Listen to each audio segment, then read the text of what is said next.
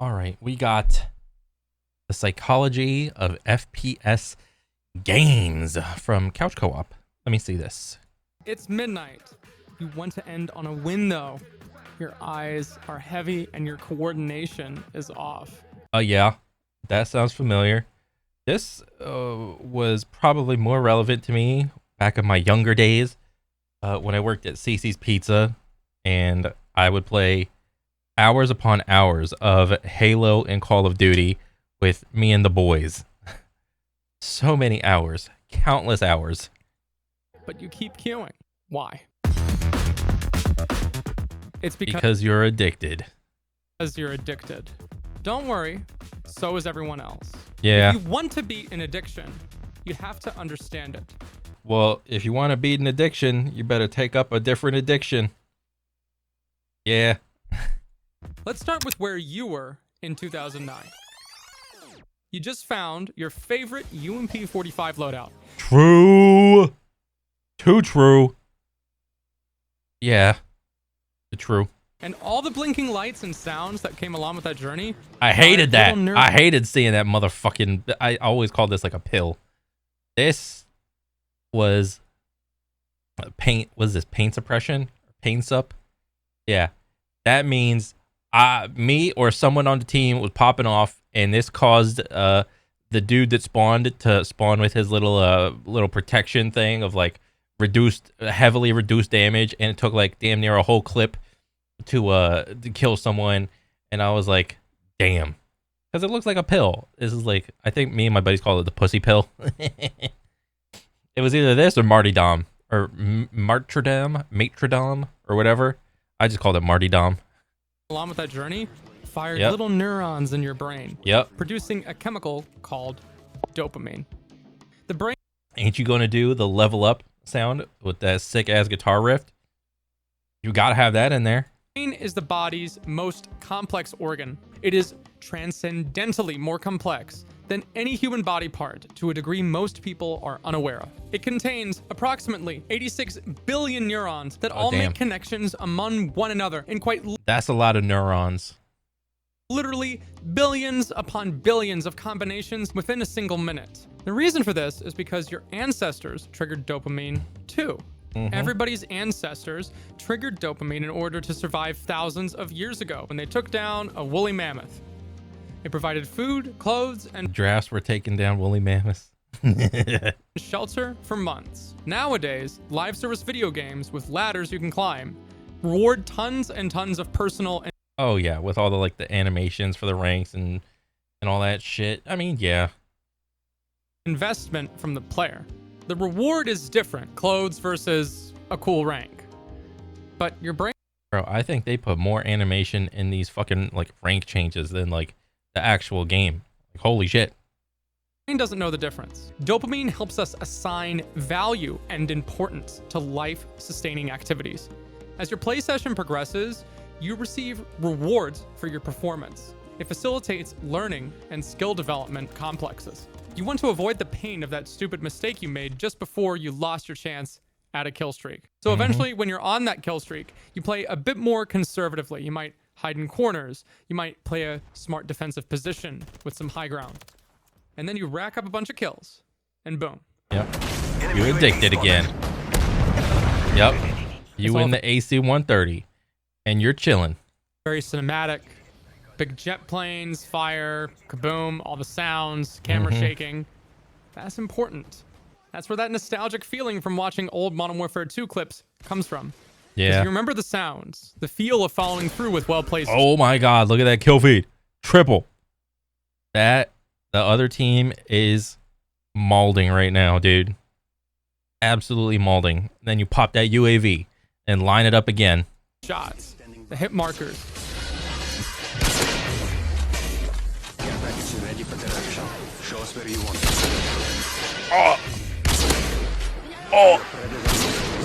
Another one. Video game companies have always understood the science and art of keeping people's attention. And while the adults of the world dealt with the 2008 financial crisis, the youth of the world passed the time with games that would build the foundation for how these companies sought to create engagement with their products. You may not play these games much anymore, but when you see a clip on your feed, you want to watch the whole way through. Game companies take advantage of that, but they're not the first companies to understand this. Rather, they're following in the footsteps of the greats who came before them. Yeah. We'll look at the most dastardly and addictive product of them all. We have 6 identical Cigarettes. companies making 6 identical products. We can say anything we want. Dang. A long time ago, there were a ton of tobacco companies that were all stuck having to sell the same and identical product. Much like now, we have tons of identical, disliked live service FPS games. Yeah, I mean, to like a non-FPS player, a lot of shooting games seem the same, but if you like at least dabble in a lot of FPS games, you could tell the difference between a lot of these. But I mean, they all fall under the umbrella of FPS. Yeah. But people can't stop playing them. If you're a marketing executive, you love opportunities like this. It's a pain to stand out in a diverse crowd. But when everyone's wearing black and white, you can be noticed with just a small touch of color. Yeah. You'll say Lucky's are the best tasting cigarettes you ever smoked. Lucky Strike got It's toasted. Oh my God. Bro, if I was a little kid and I grew up in this timeline, I would 100% be fucking bamboozled by this wording. Toasted? Oh my God. I want to get toasted, brother. Ooh. got really, really rich off of the It's Toasted line to indicate that their cigarettes tasted better than other cigarettes. Ooh, have it with breakfast. You see all this smoke coming off of the eggs. You see all this smoke coming off of this ham. The steam coming out of this coffee. Yeah, our cigarettes are like that too. They're toasty. But the thing is, all tobacco needs to be cured before it can go in a cigarette. This would be like if Starbucks said it's roasted. It's roasted. You want to get roasted, bro? What's up? Moral of the story is, all you got to do is just say something. Yeah. And you can grab people's attention. I'm going to ask you an important question. What resource does a company need before they can start making money? Time. Yo, the tagline for Apex. It's assisted. Aim assisted. Yeah. Downvote. Unsubscribe. Staff. Okay, those are all good answers. Here's a more important question. What resource does a company want from you? If you said your attention, you're correct. Here's the deal. You are subservient to your senses, and there's nothing you can do about it. You are a walking, talking, breathing, eating, and sleeping fleshy machine designed to catalog auditory, visual, and olfactory input that And if you think you're above this, you're not. provide you clues about the environment in order to keep you alive. It's easy to ridicule elderly Bro, what the fuck is going on? Bop, bop, bop, bop, bop, bop, bop, bop. Who do you think's better, the guys or the girls? Everyone's using their right hand. Bop, bop, bop, bop, bop, bop, bop. people for their focus on these casino displays, but maybe the old and young have more in common than people think. Today, the sights and sounds during a kill streak in a game mirror an arcade's energy. Imagine you needed to make a pinball machine with a military theme called Tactical Maneuver or something. Oh yeah, instead of like paddles or whatever these are, have them just be like 50 cal rounds and just bop them up. Where would you get the sound effects? You could probably lift them from a Call of Duty game. Yeah. Right? All this stuff is built to enhance the experience and grab your attention. Mm-hmm. YouTubers do the exact same thing with cuts, zooms, sound editing, pauses. Yeah, all the good ones do this, but the lazy ones do not do this. Changing the inflection of their voice, speaking a bit more rapidly, or slowing down. That's right. I've got your attention too. So True. enjoy the ride, because we all compete for attention all the time. Sometimes those attempts are unimportant, like when your crush leaves you on read. And sometimes those attempts are super important, like when you put your left blinker on. In the gaming world, your undivided attention is a resource. It's a resource for any salesman. Let's look at our grandpas and grannies at the casino again. You have to contextualize what entertainment looked like. When you were 12, you had... Bro, this was like goated. This is still peak entertainment. This campaign Like all of these missions still hold up today. But when they were 12, they had... Oh yeah, what, you gonna jump scare him? Even as far back as the black and white era, prolific writers, journalists, and executives derided the mass consumption of this. This is not a new conversation. In his famous book Fahrenheit 451, author Ray Bradbury criticized the social numbing effect of mass media. This story was a critical look at a society that suppresses the transfer of information by burning all the books it can find. But the story also depicts a society in which people's minds are constantly stimulated by visual and auditory things that grab their attention. Yeah, and it's only a matter of time before I don't know if they'll ever be able to get smell. And I think they're doing a pretty good job of trying to include like the tactile thing of like with like VR or like the haptic feedback stuff. You know, like they got those floors that you can like walk on in any direction. The novel was written in 1953 and we're there. We have little computers in our pockets that we carry with us everywhere we go, and they're designed to keep us on them. If there was a way for tech companies to get you to smell the scent of a notification, they'd do it in a heartbeat. I don't want to know what X smells like. No. Amazon CEO Jeff Bezos literally describes the cell phone as an attention shortening device, because most of the things we do on our phone shorten our attention spans. Look, the point of this video isn't to say phone bad, but that doesn't mean that gaming addiction per se doesn't exist. Rather, addiction in general is context dependent. The consensus on various forms of addiction is complicated. So if we're talking about FPS game addiction, let's actually define the word addiction. Addiction, I mean, okay, well, is defined as a brain disorder. The National Institute on Drug Abuse. A brain disorder. Like, okay, let me see this. We got addiction. I think I spelled it wrong. Okay, no. The fact or condition of being addicted to a particular substance, thing, or activity. Okay, of being addicted. I mean, in the context of FPS, you know, with people being like addicted to FPS, like look at a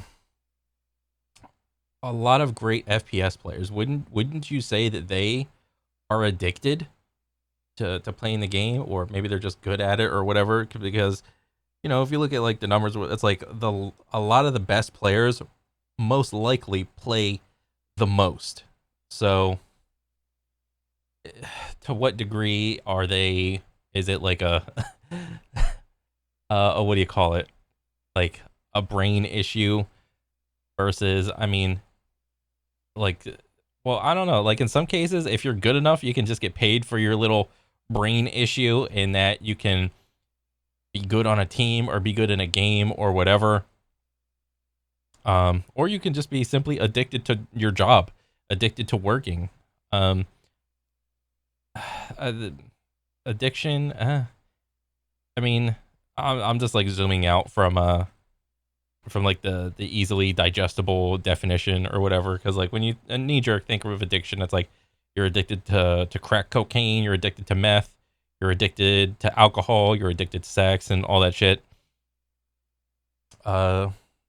Being addicted to like an activity or a substance to the point where it is reducing other facets of your life, to where the addiction itself is taking up more time so that you cannot interact with like society in like a, I don't know, healthy way in some way, shape, or form. It just so happens that some addictions you can capitalize and monetize off of, and other addictions you simply cannot. A subsidiary of the U.S. Department of Health and Human Services says as so. It defines addiction as a chronic relapsing disorder characterized by compulsive drug seeking and use despite adverse consequences. Of all the addictions in the world, the most obviously damaging ones people can point to would have to be... What was this comparison subject? 1 month after cocaine use, 4 months after cocaine use. So it's a lot of yellow, not much orange. And this is like a little more 4 months after cocaine use. Oh, wait. Low dopamine D2 receptors may contribute to the loss of control in cocaine users. Oh, so this is when he was addicted to coke, and then 1 month off of it, 4 months off of it. Okay. To be alcohol and tobacco. According to the WHO, alcohol kills 3 million people each year. Dang. And tobacco kills more than 8 million. All right. Including those subject to secondhand smoke. Oh, damn. Smoking kills you, and people do it anyway. It's a Yeah. tough habit to break. The creator of this video can attest to that. The That's brain fair. is incredibly complex, and patterns of addiction can manifest for just about anything, Yeah. not just a cell phone or a television set. Addicted to donuts.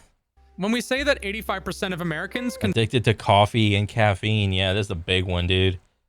Like, bro, I know people that I work with that they just love sucking down, I don't know, either caffeine or coffee or whatever. And it's like they're ingesting like upwards of like thousands, like 1,000 plus milligrams of like caffeine. It's like start to worry about people, man. consume at least one caffeinated beverage daily. Does that mean 85% of the country is addicted to caffeine? Nah, like having like I don't know. I think it depends on like how you think about it. Like having like a single cup of coffee a day, or is like fine, or like I think you got an issue if you start to like be like, okay, I don't do a cup of coffee, I do like a pot of coffee a day, and it's like, then that's it. Okay, I'm not like the other dude that's like I slam a pot of coffee, or I got like a bunch in like my big ass thermos cup or whatever, and then 5-6 hours after work or like into work, it's like I gotta down another, fill my thermos up and keep going again. It's like, okay, now you're like a little addicted, dude.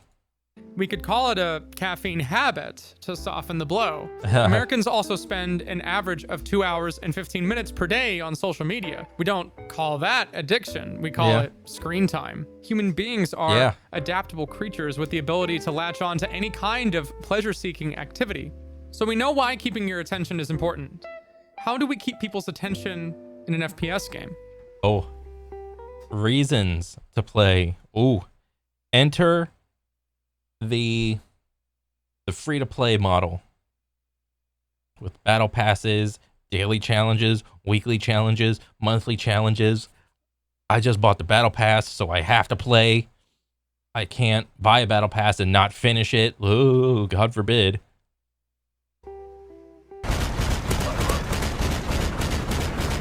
Why do Call of Duty add kill streaks? Because they're fun. Oh, yeah. Shooting the cannon. They're fun. They're satisfying. It just feels good to hop in AC-130 or an attack chopper and just pull that right trigger and just... It just feels good. Of a big, powerful attack helicopter is sick. But peel the curtain back and realize the true genius of the system. In multiplayer games before this point, the thrill of fighting and winning was enough to keep people invested. Competitive sports, more or less, follow this logic. Competitive sports have static rules to ensure integrity, and your time investment is made by going to the park, dressing for the occasion, maybe you brought a lunchbox. You make a whole day of it. But a video game is different.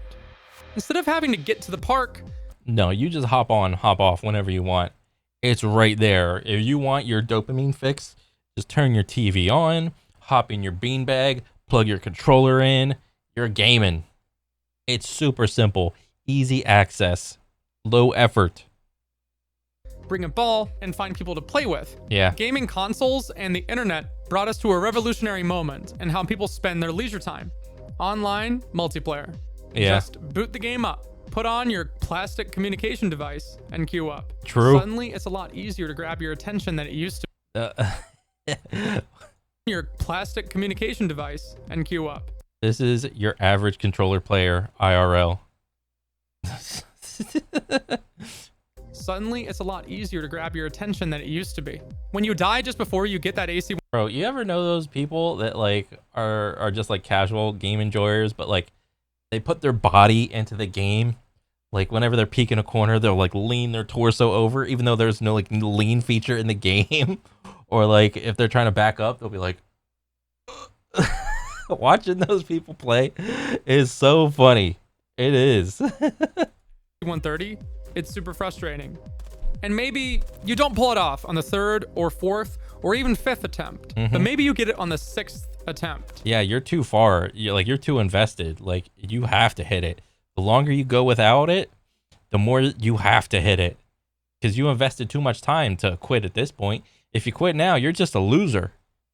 99% of people that don't hit the big money or don't get the kill streak are like one hit away, or are just simply another try, one queue up away from getting it. If you quit early, you're a quitter. Knowing this, the game developer is like a storyteller, a casino operator, a magician, and an artist, all wrapped up in different ways. Yeah. And you are a pigeon in a box.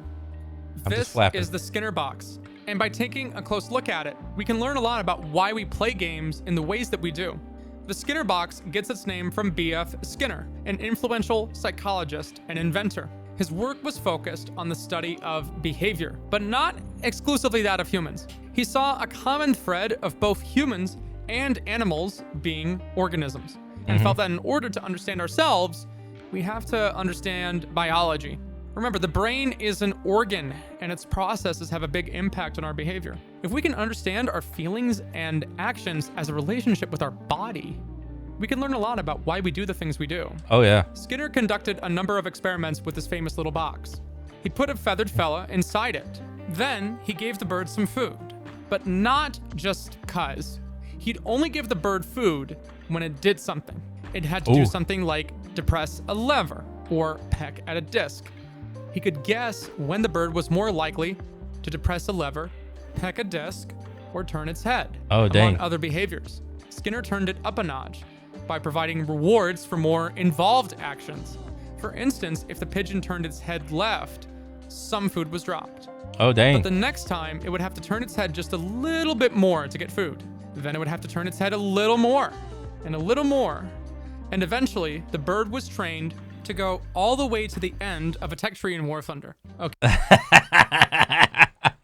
Oh my god, this is so funny. What a segue. Okay, real funny. But seriously, if we look at a tech tree in War Thunder, tier 1 to tier 2 takes a little bit of time to progress. Tier 2 to tier 3 takes a little bit more, then a little bit more. See the idea? Hate to break it to you, but we're all pigeons in Big Gaming's box. Yeah. Skinner was responsible for conceptualizing the variable ratio reward. A variable ratio reward is something that is obtained through certain behaviors, but not always. Looter shooters like Destiny 2 rely heavily on variable ratio reward schedules and weighting to generate player engagement. Now, this stuff's been around since World of Warcraft with random loot drops. But then games started adding gambling. The gamba. Oh, yeah. It's just a silly airsoft gun, though. No right? Way. Right? It's a knife. The loot box. This doesn't have as much to do with FPS mechanics themselves. I mean, I think it really does. Oh my god, is this the one Call of Duty that tried to do the loot boxes, but everyone just simply hated it? Oh my god, that is so funny. But it has a lot to do with player retention. The basic idea was this. Players could receive crates as they played the game, but what an actual joke. Thank God I didn't play Call of Duty during this time. I would have been embarrassed to play this shit, dude. Why the fuck are there trading cards? These look like trading cards in Call of Duty. It's like, you know how like there's that one line in that one baseball game of like, there's no crying in baseball. It's like for COD, it's like there's no trading cards in COD. There's no loot boxes in COD. Like, what are we doing here, dude? The crates could only be opened with keys. It's not a loot box, it's a crate. It's functionally the same thing. Shut the fuck up. Keys obtained with real money. The crate contained a random item, mainly weapon skins or rare knives. What made this system different from others was the tangible, real-world value attached to the item through the... Oh, yeah. I mean, this is why the CSGO gambling system, loot box system is still like prevalent today. It's because the there are a group of people that actually place like a monetary value on some of these items, which is crazy to think of. Ability to sell the item you obtained on the in-game market. Nowadays, we're having more controversial conversations about how to define the value of these items by verifying their uniqueness with blockchains. But ooh, look at it. It's orange. That's how you know it's the good one, because it's orange. Have the Loot Crate system, Valve has to navigate legal considerations because the business is conducted using real money. Real money exchanges like this are closely monitored by federal governments. Different countries may have age restrictions, licensing, or disclosure of odds for the rewards of these crates. Using real money also binds Valve to consumer protection laws, where they have to provide clear information about the odds of receiving each type of item and what can be obtained in the crate. Yeah. Perhaps most importantly, some countries have laws to prevent minors in engaging in this kind of behavior altogether. And it's like, this is most prevalent, like the whole loot box thing, this is most prevalent in FPSs. I don't know why. Is it because it's like this whole monetary system doesn't really work in like RPG fantasy style games? I mean, if I could probably think of a couple games that have like loot box type systems in them, but for the most part, in like the RPG games or MMOs, some of them are pay to win, whatever. I just don't know. Like, why is it more prevalent in FPS? Is it because it's like damn near impossible to like innovate in the shooting game series in terms of like, if it's an FPS, why the fuck are you buying skins? You can't even see your character. Your only time you can see your character, you can only see like their hand for the most part, or the gun or the knife, the little melee weapon. So I don't know. It's just like weird, dude. Like, wouldn't like character skins be more valuable in a third person game, if anything? Together, and as such, they're gated from buying Loot Crate keys. But let's be real, a lot of game publishers don't like that, and they want to get around that. What if the player didn't have to use real money, technically speaking? It's not real money, it's Overwatch tokens or... Oh yeah, the in-game currency bullshit. This is one degree of separation that the game developer does to separate the value of your dollar, like your $5 bill in your hand, from the 500 G coins, whatever this is, in Overwatch, or Overwatch coins, O coins. Ooh. It's like, you don't most of the time it's like they base it off of the system of like a point of the Overwatch coins is like a penny. So if you have 1,000 Overwatch coins, it's about $10. And this is pretty true for most popular like FPS games of like $1 is 100 or whatever. And it's like, ooh, once you reach a certain point, a certain threshold, we give you 10% bonus. We give you a 14% bonus. Just buy more to get more. Ooh, don't you want all of these 3 loot boxes? You get so much extra. And all it does is just separate the value away from the customer's money, and then puts the value into like the game. It's like they want you to value the game outside of, like the pure skill expression alone. We need you to value these skins. Something. Games would usually get around criticism with these systems by saying the cosmetics don't affect gameplay. I mean, yes and no. I mean, in Call of Duty Warzone, there's that one skin where it was like all blacked out, and it was like the shading and the lighting system in COD was like so terrible. Like if you like crouch down or like go prone in like a dark corner, it's like super hard to see that person. So it's just a thing in all FPS games, really. If they put any any like effort into like the lighting of their game, that black skins are just good in dark spaces. Yeah. And they don't. They shouldn't be so effective, but yeah, they are. yeah. You have to be careful when you're talking about things being polarizing, because there's some data that you can get anecdotally that isn't actually represented in players' purchasing behavior. And so there's a large community, or actually a large community of players that never speak up, right? That are perfectly happy with the things that they get. And so when we're looking at things to add to the game, or assessing, whether something was valuable and whether it's working, we also have to look at how our players' behaviors are changing and whether they're actually consuming the content and enjoying it. Oh, what is this? Activision's $5.1 billion in microtransaction revenue could play a huge role in Microsoft gaming future. Dang. Activision is actually just farming. God dang, dude. 5.1 billion? Bro, this little point, like 0.1, that's 100 billion. Or not 100 billion, 100 million. So don't let that little one get away from you. That's 100 million. This is 5 billion. That's crazy, man. In February 7th of 2022. So that was not too long ago. So just remember, whenever your favorite video game developer or publisher or whatever is trying to guilt trip you into buying the new hottest skins, just remember 5 billion.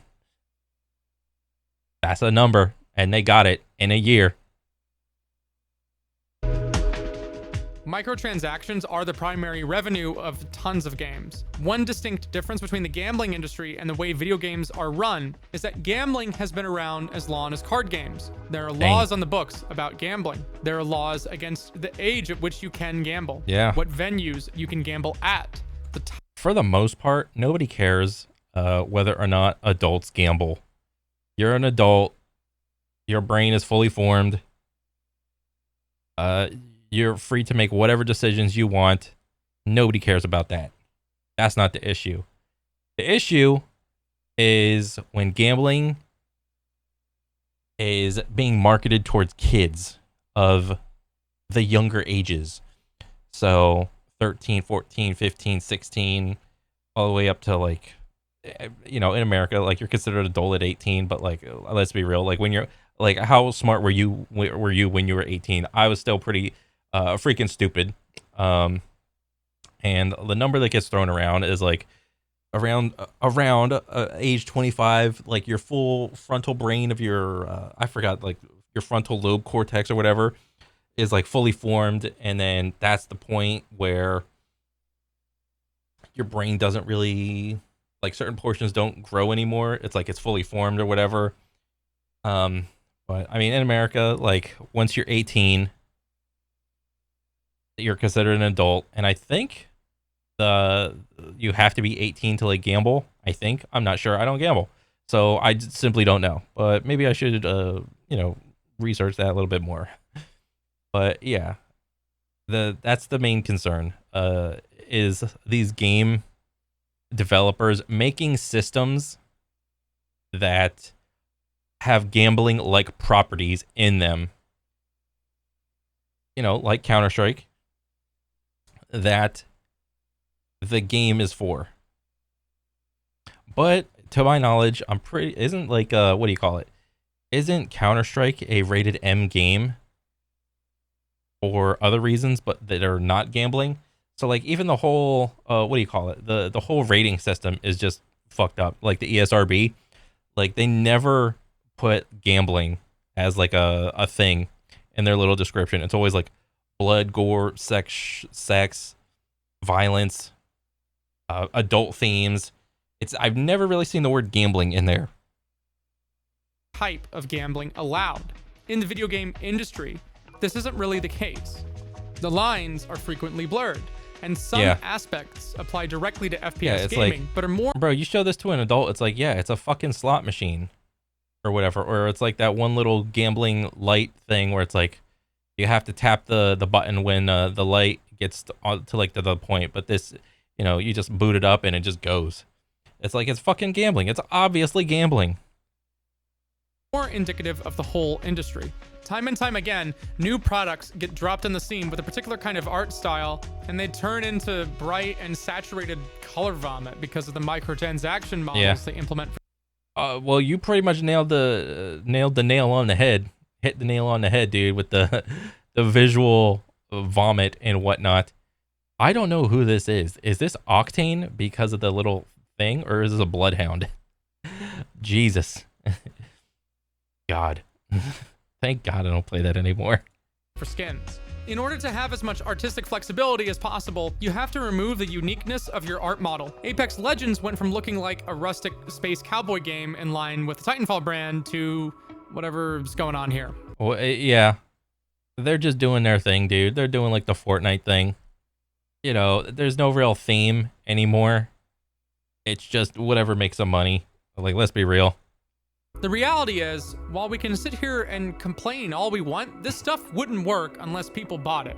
Yeah. Is this, yeah, 100% right.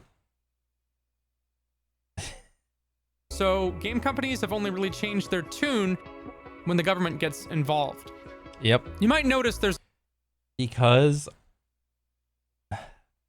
you cannot depend on a horde of gamers to take the moral high ground and take a stand against something that you disagree with.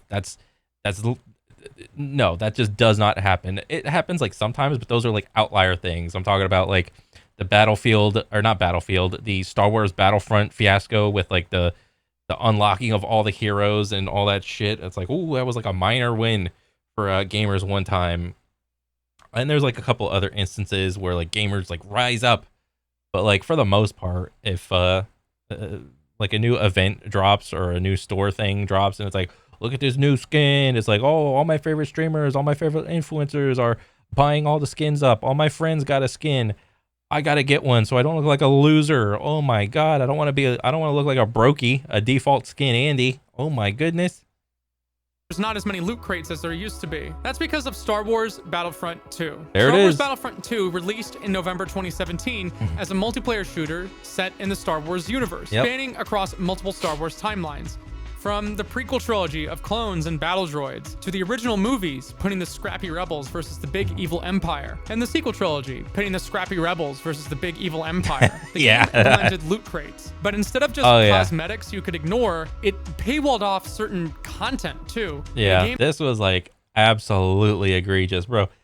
When this was like a hot button issue and that Reddit post came out with the dude that like did all the math, the number crunched how long it would take to like actually unlock all the heroes. I forgot like what it ended up. It was supposed to take like what, like 50 60 years or something like that, or was it like 100 years to unlock like all the heroes and shit. It's like, bro. And on top of it, the post of Pride, like some developer came out to like and to like try to answer a Reddit post or whatever and try to justify this whole system. It's like, we want the players to feel pride and accomplishment when unlocking the things or whatever. And I think it went down in Reddit history to be like the most downvoted comment of all time. That was the funniest shit, dude. Game that was already $60. This included playable characters like Darth Vader. One Reddit user commented how unfair it felt to spend full price on a Star Wars game. Oh yeah, seriously, I paid $80 to have Vader locked. Over 200k updates. Oh yeah, and here it is right under, like there's like a big red line because of the video, but like the intent, right? Well, like right here, the intent is to provide players with a sense of pride and accomplishment for unlocking different heroes. And I don't know if he's gonna show like the updoot downdoot for this shit, but oh my god. What a meme. Just to have Darth Vader put behind a randomized generator, and the response from the EA community manager remains, to this day, the most downvoted Reddit comment. What the number? Time. Oh wait, it's like, I can barely see it.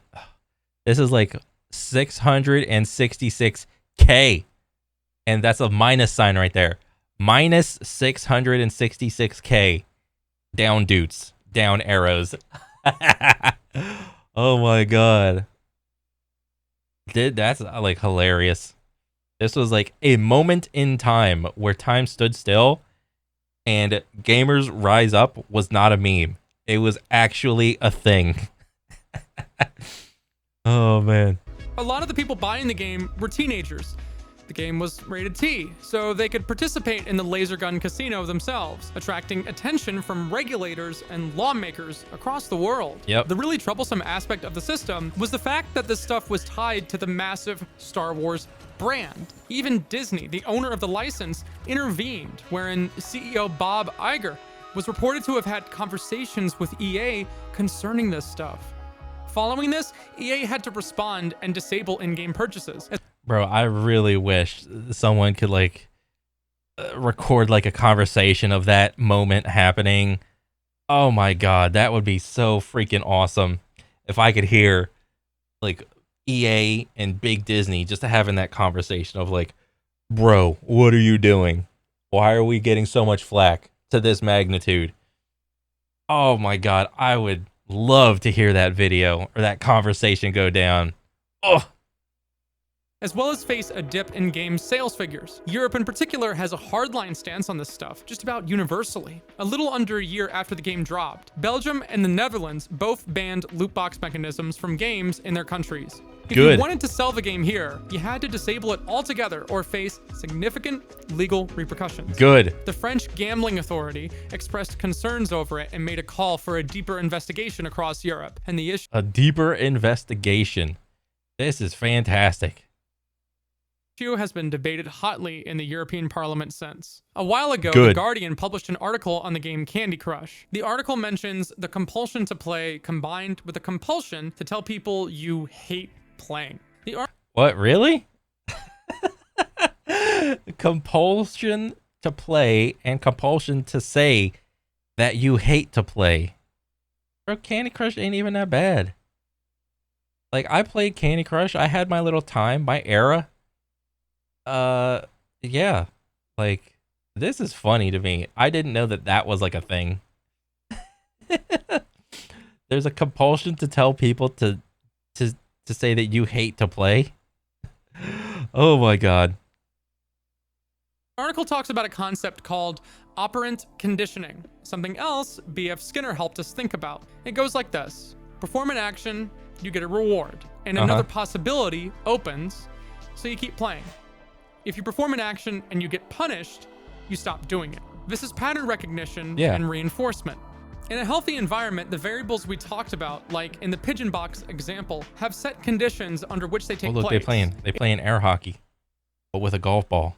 It's like, if you score on the other pigeon, you probably get like a snippet of food or some shit. In good game design, punishments should feel deserved, and rewards should feel merit-based. A pigeon pecking a disc should always drop food. But what happens when pecking a disc doesn't drop food? Well, now they get pissed. the pigeon is confused and doesn't understand why it's not working because it worked the last time. With no other options, the pigeon pecks the disc again, and there's food. So, even if there is some variation assigned, the brain is built to search for systems and sequences because of our evolutionary psychology. Dang. When will fruits ripen? Well, if there's bad weather, they won't. But if there's good weather, they will. So good weather to us is what lets crops grow. Even if bad weather may happen, we'll just take a chance on it not being bad this year, because the reward for putting in your effort and succeeding is worth it. In the realm of FPS gaming, you could say that unpredictability, in some ways, keeps players engaged for longer periods. Yeah. Hero games in general thrive on variations, which... Yeah, that's the new hotness. Well, not the new hotness, but like the current meta for FPS games. Abilities. Just, I was gonna say some other shit, but like hero characters, ability characters, having abilities, and it's not enough to just be good at shooting. You need to give the casuals a chance and give them abilities that circumvent being bad at shooting.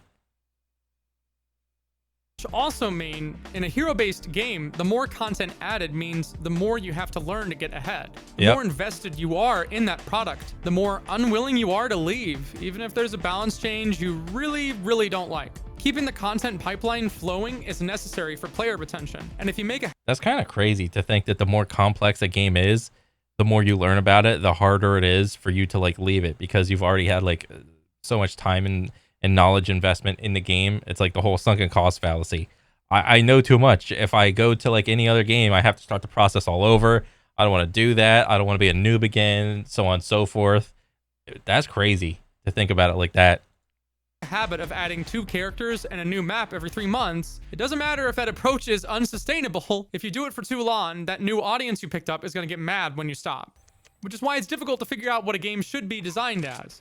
Should you design it as a competitive sport or a game? And if we design it as a game, we can't stop people from taking it seriously. Why? Because even RNG has observable patterns. Yeah. Like poker, a game that's essentially about calculated chance and risk-taking. In a world of atomized marketing, where everybody kind of keeps to their particular live service game and doesn't touch much else, your audience and the vibe you're selling is everything. What happens when somebody develops what isn't necessarily a gaming addiction, but something that shares commonality with a gambling addiction over the constant stimulation a game can provide? Oh, yeah. Well, a lot of young men are filling in a gap of sorts with this stuff, and the numbers affected increase every single day. I must prove myself. Extreme game addiction has hit the news before. One particularly tragic... Oh, World of Warcraft. Well, I don't think this is World of Warcraft, but the World of Warcraft thing where like back in the day. Case happened in South Korea where a couple's baby starved to death while the parents farmed currency in a... What? Bro, a girl starved to death while parents raised virtual children online game.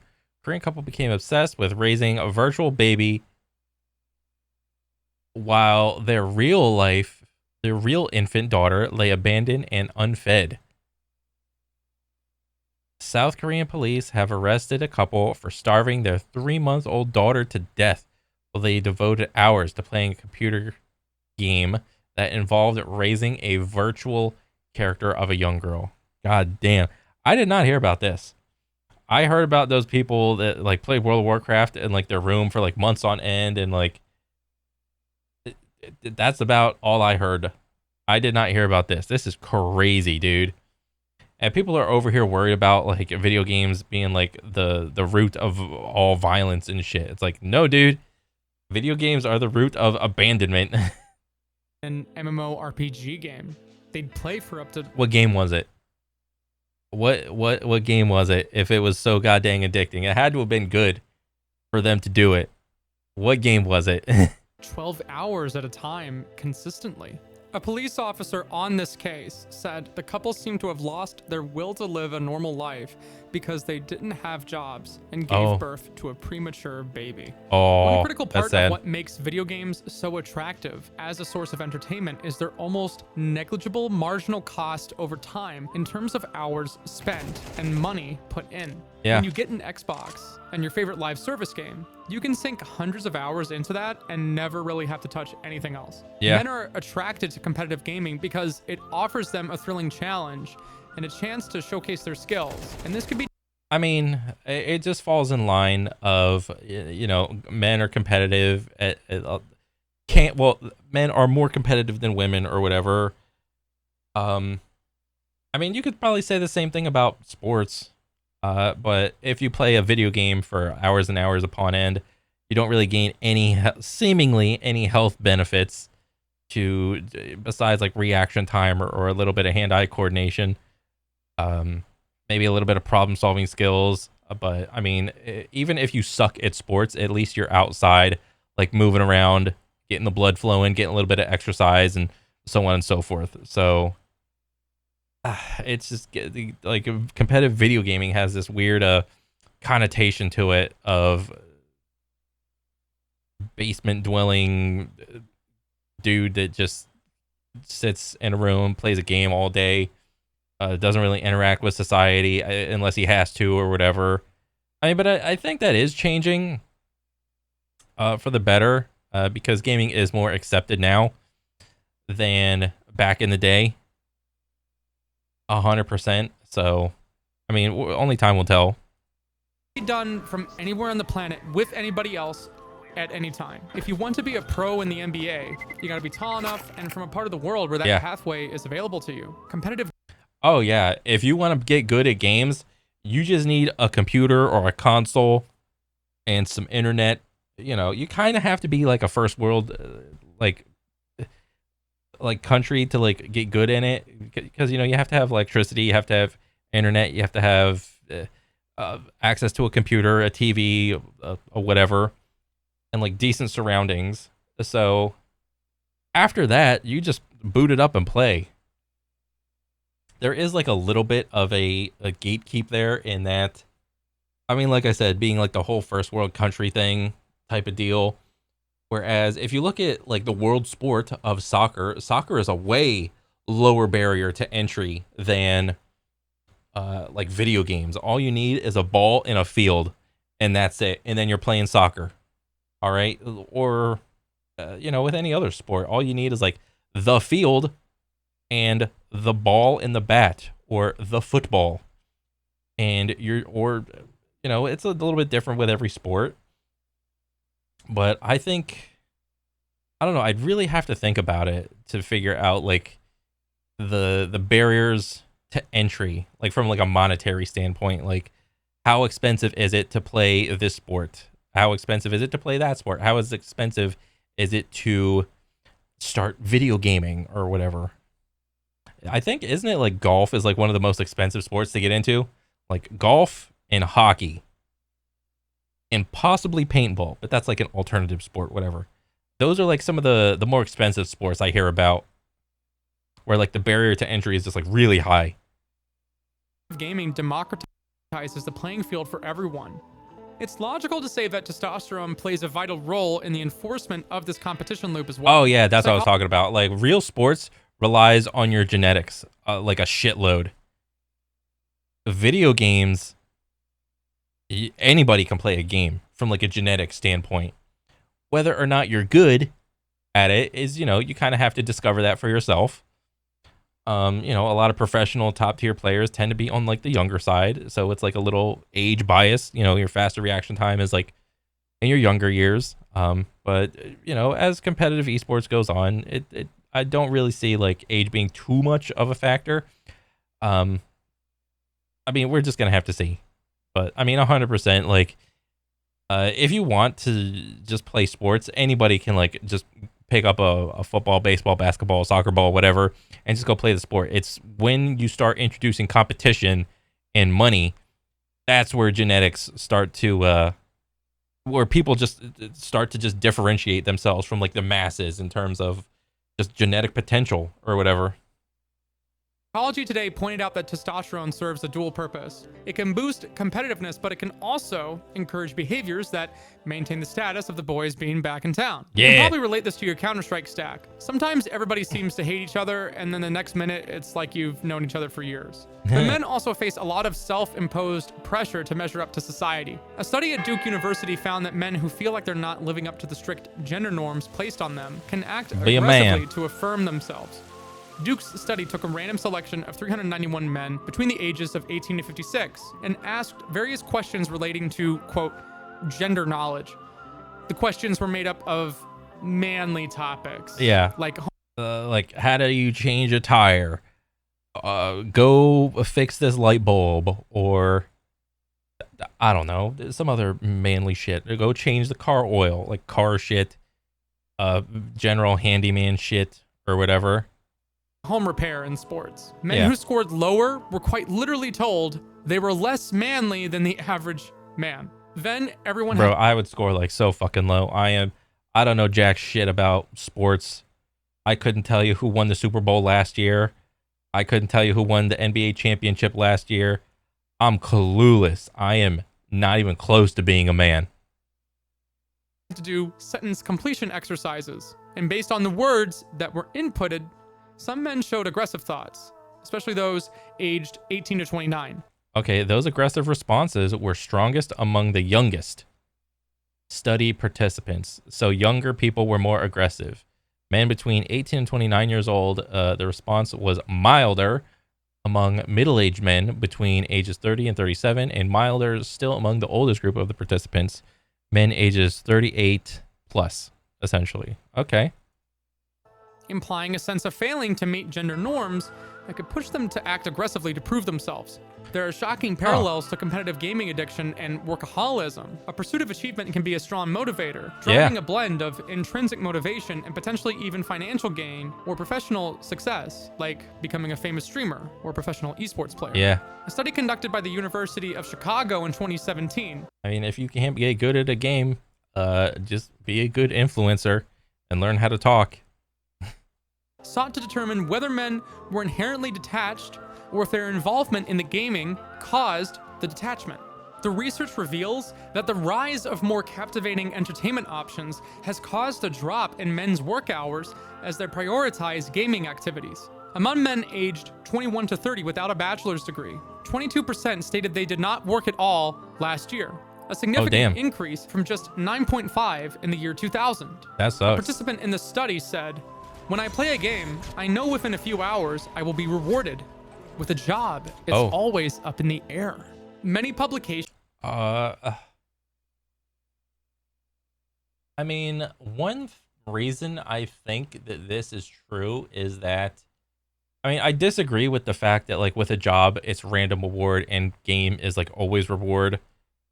It depends on the game. Well, I mean, we're talking in the concept of FPS games, so a lot of games have like skill-based matchmaking, and in general, skill-based matchmaking, even in like the public match of the game, usually has like SBMM light. So if you're a newer player or a casual player, yes, you're gonna find some success if you're on like the left side of the bell curve or whatever. With a job, you are always rewarded for a job in that you are making money. Whether or not that amount of money satisfies you or whether or not the job fulfills you are two different things, or what you think a reward from a job should be. But yeah, like playing a game, like an FPS game, it's like, I would say it's more variable.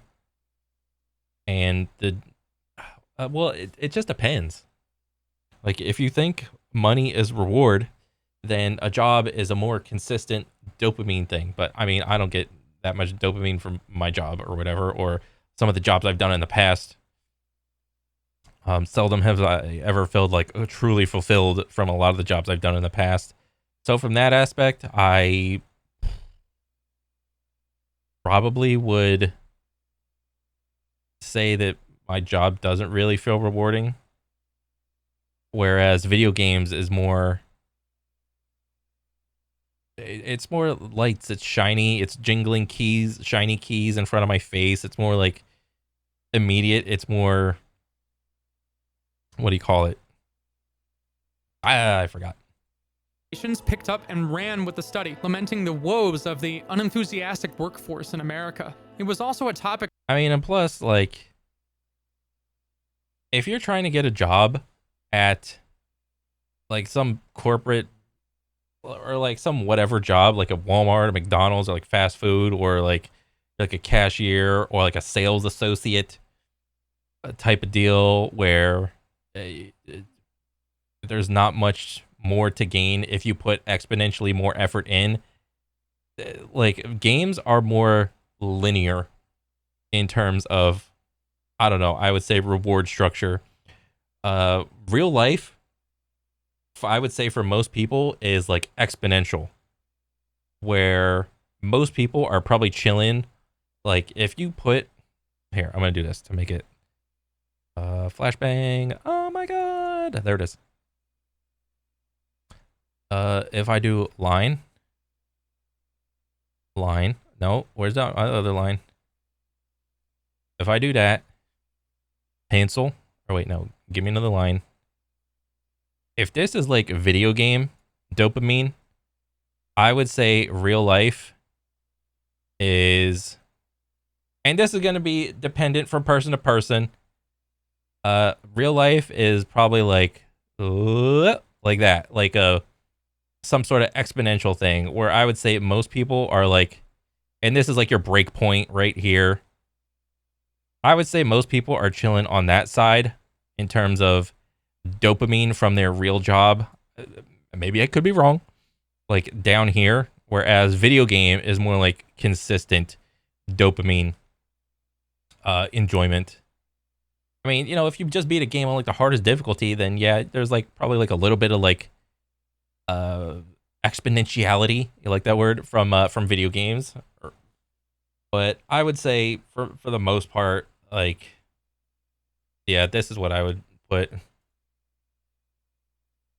Like a former presidential candidate Andrew Yang's book, The War on Normal People, where he talked about the sense of value and success in overcoming adversity men seem to get from the hobby, and how automation may make the problem even worse for these guys. Oh, shit. Fortune magazine did a report on this study too, opening with, quote, research has found a surprising culprit for the serious decline in working hours among young American men over the last 15 years, video games. Now, yeah, it's understandable. Video, like, if you put more time and effort into a video game, you are getting that much more dopamine directly. 100%. Whereas if you put in more time and effort into your job, you are not necessarily getting that much more money or fulfillment from your job. I mean, shit, most likely you're just getting more work. Oh, you finished your job fucking early? Here's some more work. Go clean the floor, go sweep, go mop, go clean the toilets, go wash the machines, or whatever the fuck. That's more likely the case for real life. Now, anybody who's and nobody wants to do more work than they have to. That's just fucking true. Plugged into the culture of gaming understands that characterizing this information as surprising is a bit funny. Between 2004 and 2007, young men who didn't attend college dedicated 75% of their work hours to using computers, mainly for playing video games. Initially, they invested about 3.4 hours per week in this pursuit. As time advanced to... This dude playing on a high-ass sense on top of a wood table, and he is wearing out the wood, or like the laminate finish on top of the table. That is crazy. This guy is either insanely good at FPS, or he is just so bad. One of the two. I would probably say he's really bad. This man is over here playing on like 5 CM. 2007 to 2014, this leisure time surged to 8.6 hours per week. Oh, shit. The University of Chicago's paper also writes, as of 2015, men between the ages of 21 and 30 allocated 5.2 hours per week to recreational computer activities, 3.4 hours specifically to video gaming. For younger men, recreational computer time increased by 45% during the 2004 to 2015 period, while total leisure time. Okay, so leisure and computer time use for young men. So this is time, or not time, but year, hours per week. So computer time versus video gaming. So in 2004, we got computer time was about like an hour-ish, but video gaming time was about like about what?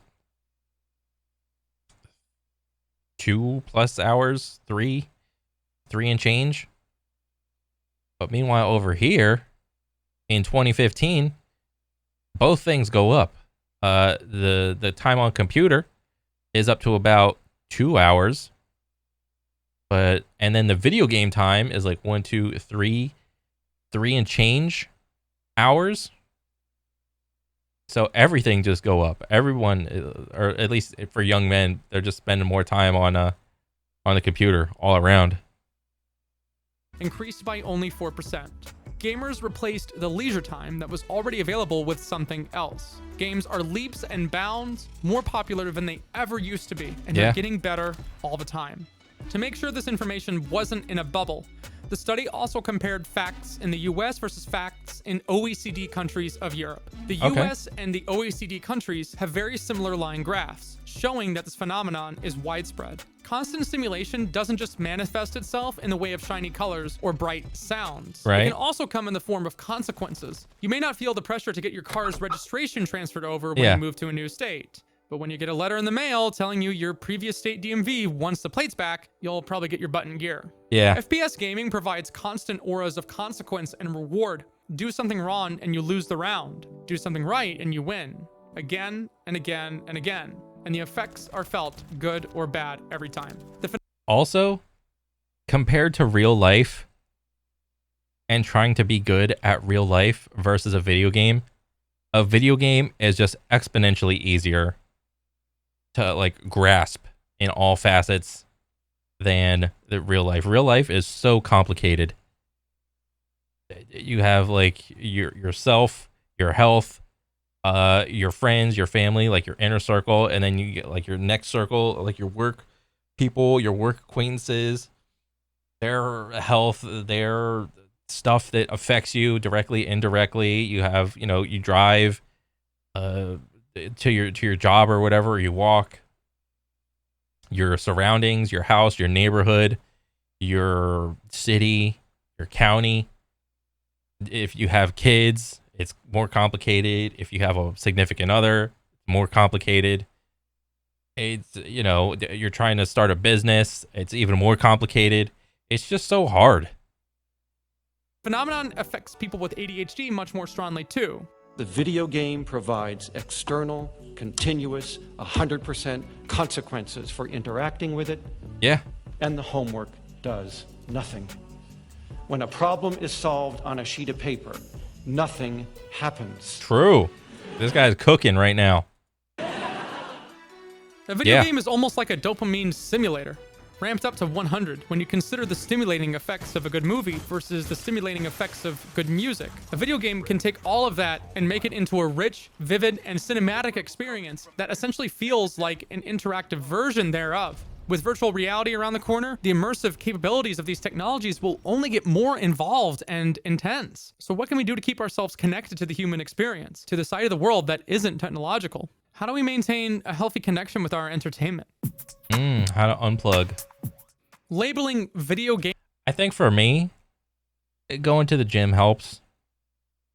I mean, what is it? Like in the United States, like about 5% or less people of the United States actually go to the gym. Or maybe it could be a little bit more. I don't know. But for me, since I don't go out much to like clubs or bars or whatever, I was just explained that those are two different things. I use those in like synonymously, but apparently there are two different things. Yeah, I just go to the gym and that's how I unplug, or I just go to the store or go get food, go to the car wash, whatever. And I don't know. I go to my job. I'm doing all right. Game addiction as a mental disorder is tough. It took some time for the American Psychiatric Association. But the moment I win the lottery, you bet your ass I'm quitting all of that shit and just sitting on my ass at home and then going out to the gym. Like, bro, if I won the lottery, I'd be to get around to it. When they started referring to internet gaming disorder in the DSM-5, they denoted it as a section that recommends further research. Gaming addiction is more common in males aged 12 to 20. It's defined as losing control over gaming, prioritizing it over other activities, and playing despite negative impacts. The problem isn't the game, but how we relate to it. We can improve by being more aware of our social environment. This starts with increasing our knowledge of social sciences at a base level. But social sciences are abstract, oftentimes difficult to explain, and they irritate the heck out of people. One key takeaway from the University of Chicago's study is that women tend to go back to school when all their options are exhausted for work, as opposed to playing video games. When you consider how ostracizing it can be to play competitive multiplayer games with random strangers as a— Oh yeah, and like competitive FPS games specifically is a very male-dominated just section of gaming, period. Woman, it's probably not that surprising. But surprisingly, Valorant has a damn near close to about 50-50 male to female ratio in terms of like overall players in the game. I think it's like what, 40-60 actually, but that's like unheard of in competitive FPS.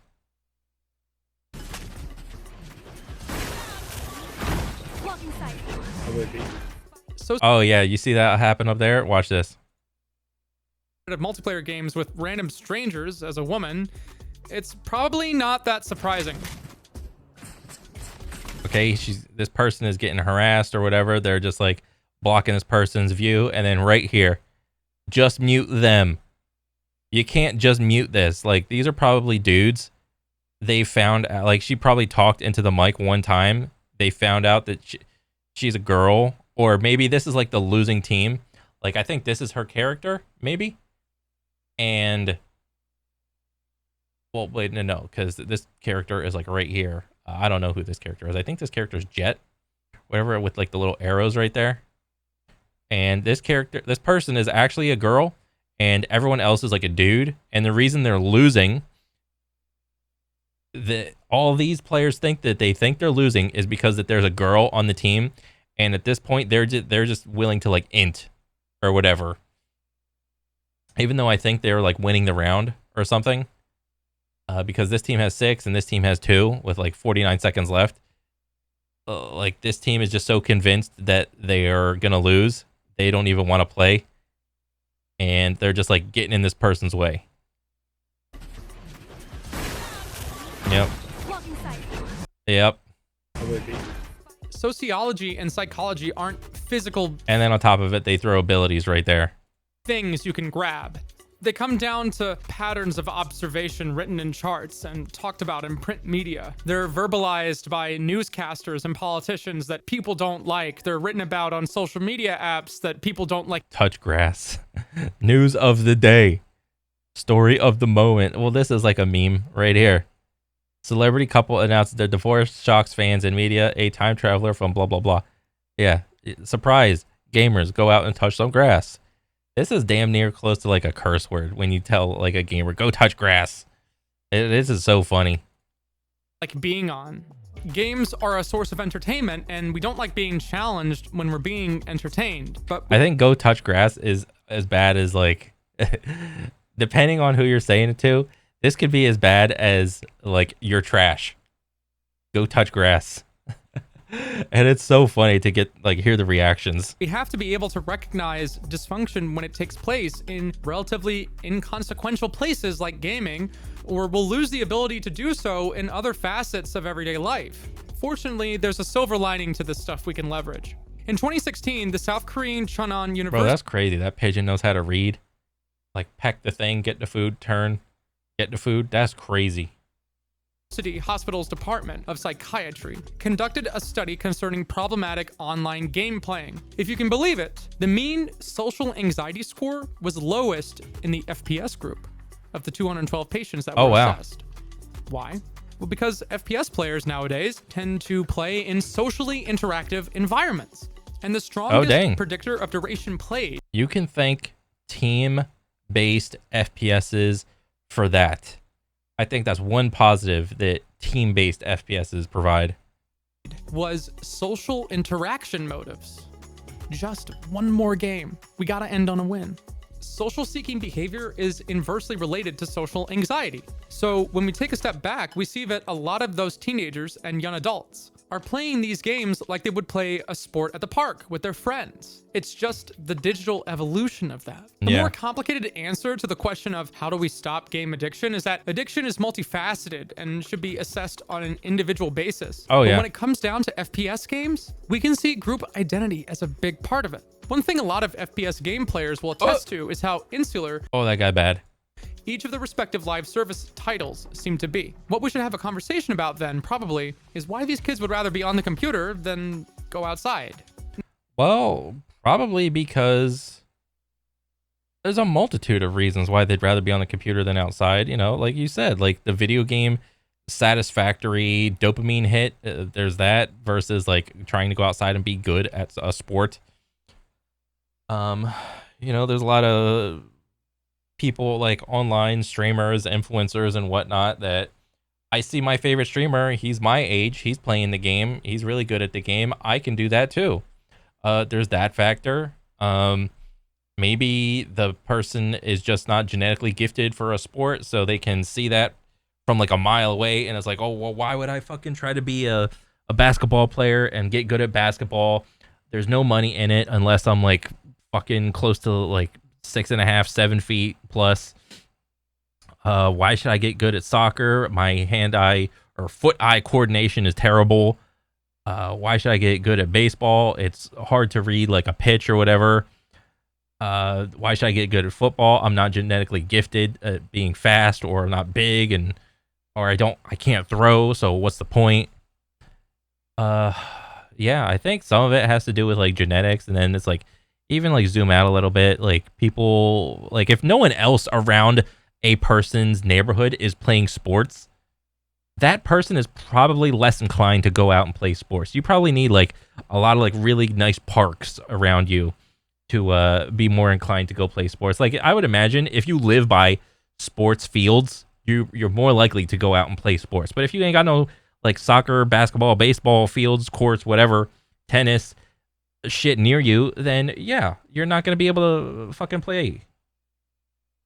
Now, it sounds like an old... But what does everybody have? What do a lot of people have? Well, a lot of people, they got computers, they got consoles, they got TVs. Yeah. So it's right there. I don't have to get out. I don't have to drive. I don't got to do anything. Grumpy go touch grass argument. Well, the real world kind of sucks. Social researchers have been pointing out, especially in America, how the daily commute has a profound impact on people's well-being. Oh, the daily commute, the logistics of driving to the place and driving back from the place. I mean, immediately, at least around me, there's not a lot of parks. The closest park for me would probably be like 20-30 minutes, depending on what sport I want to play. If it's baseball, it's probably closer to maybe 30 minutes. If it's like tennis or something, I'm trying to think. Let me think. Basketball, I could probably, there's like, well, outside basketball courts, like, and that's a whole separate thing of like outside courts, inside courts, you know, they're always available. Outside courts, it's just dependent on the weather. You know, it's fucking Florida, it's hot as fuck, or it's hot and muggy or whatever. So that even comes into play. Ray Oldenburg, a prominent sociologist, stated that life without community has produced, for many, a lifestyle consisting mainly of a home-to-work and back-again shuttle. Social well-being and psychological health depend upon community. So where did people find community before Discord? Well, oh, yeah. Just hop on Discord, start playing the game. But yeah, where's the logistics in that? You don't have to spend gas. You don't have to waste money and anything like that. With like other sports, you know, if you're a young person, you have to depend on your parents to drive you to the place. And your parents, you know, they got to pay for gas. They got to pay for equipment. They got to pay with their time, and so on and so forth. I mean, it's a little bit different when like you own a car yourself. But yeah. Well, Oldenburg had an idea. He called them third places, a place separate from your home or your work. Third places are poggers. Church, a cafe, a bar, a public library, yeah. Parks. Basically, anywhere you can touch grass and meet people. Anywhere you can be reminded that you're a person. And this is going to depend on the amount of like third places and variety of third places. This is going to depend on what your city values. Like your city or county or whatever may or may not have parks because they simply just don't allocate money there. You know, your city or county or whatever could have a shitload of bars and strip clubs or whatever, and that's just what is there. And there's just no parks or anything just available. It's not like to say like one or the other is better. It's just money is a thing, and it does play a factor. Oldenburg more or less said that touching grass is good for you, but in areas where you don't have great access to grass or public transport, it can be tough. Oftentimes, if you can drive, you'll get stuck in traffic and have a heck of a time finding a place to park. Yeah. So many of these places are relatively inaccessible. Anybody living in an American city can attest to how immobile you feel without a car. If you don't have wheels, you can't do stuff. Yeah, you can't do shit if you don't got a car. We live in a digitally integrated world. People make lifelong friends entirely online. Yeah. And they can encourage your behavior even if it's not necessarily good for you.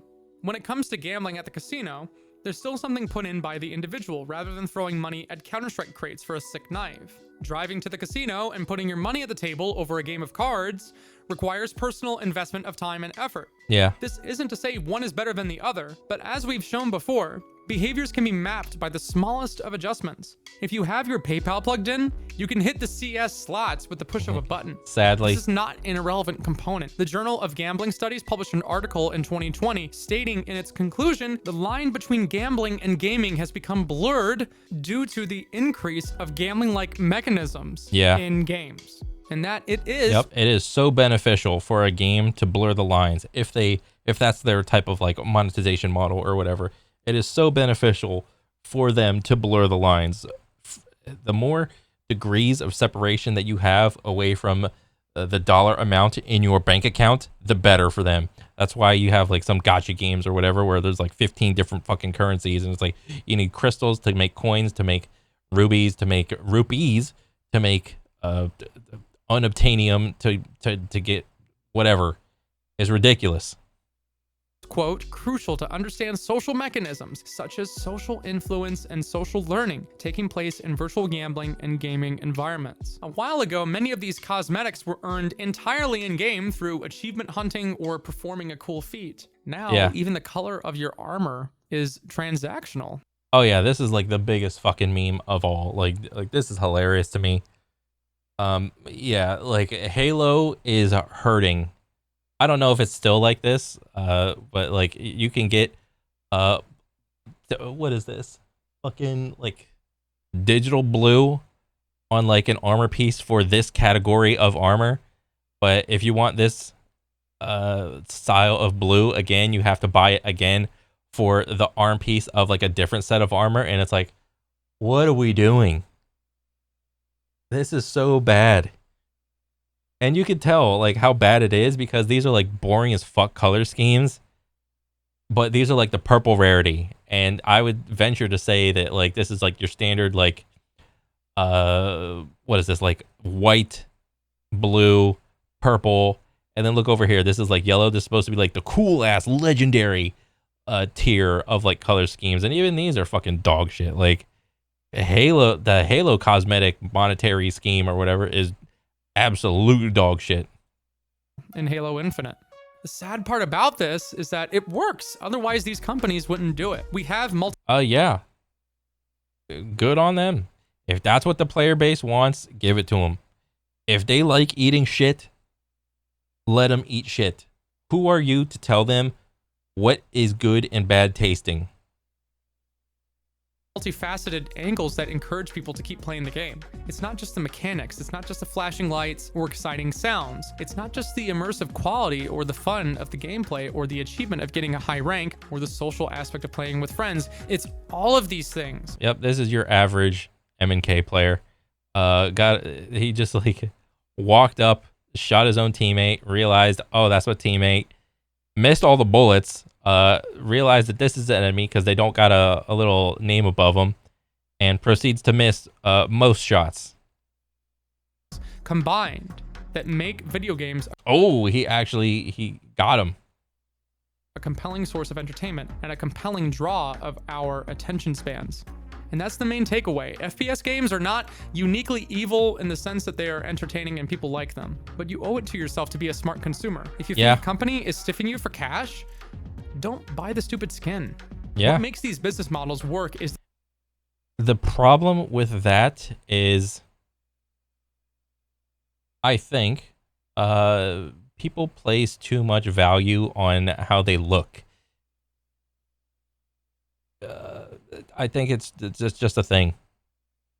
Whenever you're playing a game, you want to look cool because that's what it was like in the past for me or whatever. Back in the day, you wanted to look cool when you're doing the thing. You need cool armor, you need cool gun, but if you're playing a modern day FPS or whatever, like live service, you would benefit so much more from not caring how you look in that game. Like there are certain games where you should care how you look, and well not really. to be honest, because the moment a developer discovers that you care how you look, they're literally just gonna monetize the shit out of the game. So, I mean, it is what it is. That's just how the landscape of modern gaming is. The sheer scale of numbers. Just be proud to be a default Andy. Don't be a pay pig. Involved. If we all had a different relationship with the entertainment we enjoy, it may be a little bit different than how we're used to. Competition is great, but you gotta know when to unwind and take a load off. Give yourself an hour or two before going to bed that isn't dedicated to something on a screen or for queuing up for another Warzone game. Remember that treating something like a sport should mean a mature and healthy sense of personal achievement and a desire for mastery. Take some. Yeah, that is ideally what should happen. But there is a whole other argument within the FPS genre of what do you call it, like value, like what do you value as a player in an FPS game? Do you value skill or do you value fun? Those are two different things. I mean, and for like, you know, a variety of type of players, each player is going to value a different thing to some degree, a different amount. So that's probably like a whole nother video. Some time to touch grass and take care of yourself. Tell us about your experience with FPS game addiction in the comments down below. Yeah, I was addicted to Apex for like about 3,000 hours, and I spent a shitload of money in that game, and I regret every dollar of it. So yeah. Support the video if you liked it by giving it a thumbs up, and subscribe if you want to see more content like this. From us at Couch Co-op, thanks for watching. See ya. Dang, that's a good ass video. I like that. That was, I did not expect that to be so cool.